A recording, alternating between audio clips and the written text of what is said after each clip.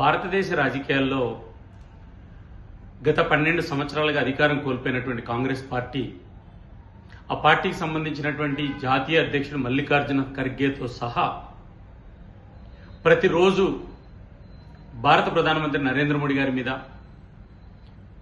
భారతదేశంలో ఓట్లేసినటువంటి ప్రజల మీద నోటుకు వచ్చినట్లు మాట్లాడడం అనేటువంటిది సర్వసాధారణమైపోయింది. అధికారం కోల్పోయినటువంటి పిచ్చితో భారత ప్రధానమంత్రిని టెర్రరిస్టుగా పోల్చడం అనేటువంటిది కాంగ్రెస్ పార్టీ దిగజాడు రాజకీయాలకు మరో మెట్టు.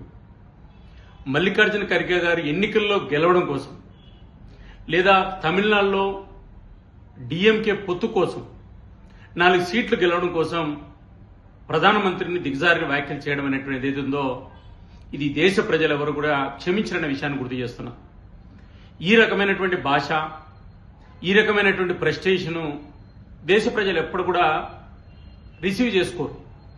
కాబట్టి కాంగ్రెస్ పార్టీ వయసు పైబడినటువంటి 8-10 దాటినటువంటి వ్యక్తిని కాంగ్రెస్ పార్టీ అధ్యక్షుడిగా పెట్టుకున్నటువంటి కారణంగా ఈ పరిస్థితి ఉత్పన్నమైంది.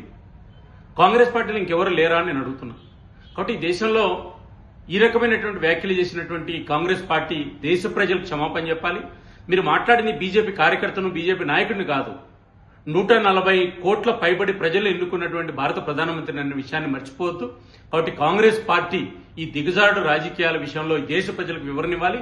మల్లికార్జున ఖర్గే గారు తక్షణం క్షమాపణ చెప్పాలి. లేకపోతే మరో 20 సంవత్సరాల పాటు ఈ దేశంలో మీరు ప్రతిపక్ష పాత్ర మాత్రమే పోషిస్తారన్న విషయాన్ని బీజేపీ గుర్తు చేస్తుంది.